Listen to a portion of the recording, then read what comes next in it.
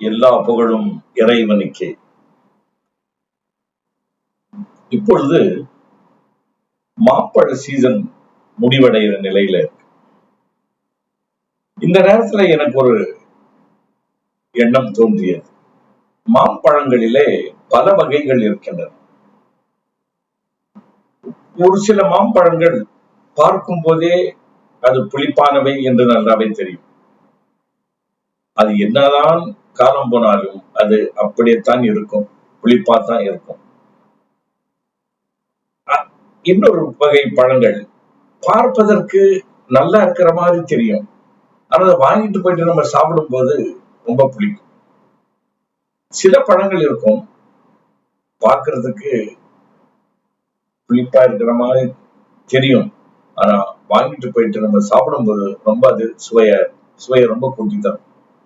இன்னும் சில பழங்கள் இருக்கு, அது பார்க்கும் போதும் அதனுடைய மனமும் பார்க்கும் போதே அது நல்ல பழங்களா தெரியும், அதை வாங்கிட்டு போயிட்டு சுவைக்கும் போது கூட அது இன்னும் அதிகமான சுவையாகும்.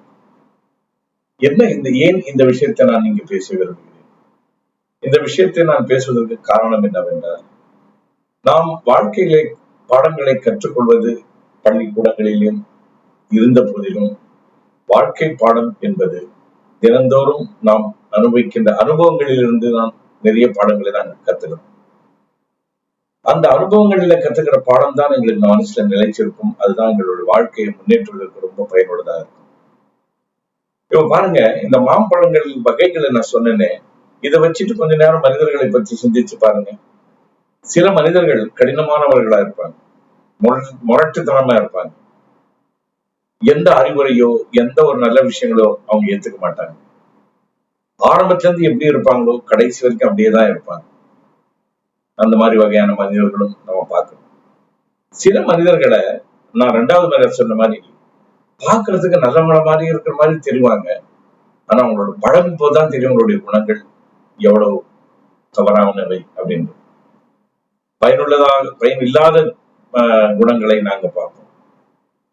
3வது முறை பார்க்கும்போது சிலவங்களை பார்க்கும்போது அவங்க சரியா நல்லவங்கள மாதிரி தெரிய மாட்டாங்க, ஆனா அவங்களோட பழகும் போது தெரிவாங்க, ஆஹா இந்த மாதிரி ஒரு மனிதரோட நம்ம பழகாம போயிட்டோமே, இவ்வளவு காலம் நம்ம பழகாம போயிட்டோம் என்று கூட எண்ணம் தரலாம்.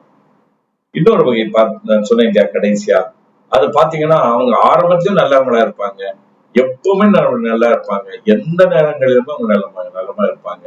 அதாவது நிறம் மாறாத பூக்கள் அப்படின்னு சொல்லுவாங்க இல்லையா, அந்த மாதிரி சுவை மாறாத பழங்களா, குணம் மாறாத மனிதர்களா இருப்பாங்க. இப்ப நாங்க முடிவு செய்யணும் இதுல எந்த வகை மனிதர்களாக நாங்க இருக்கிறோம்.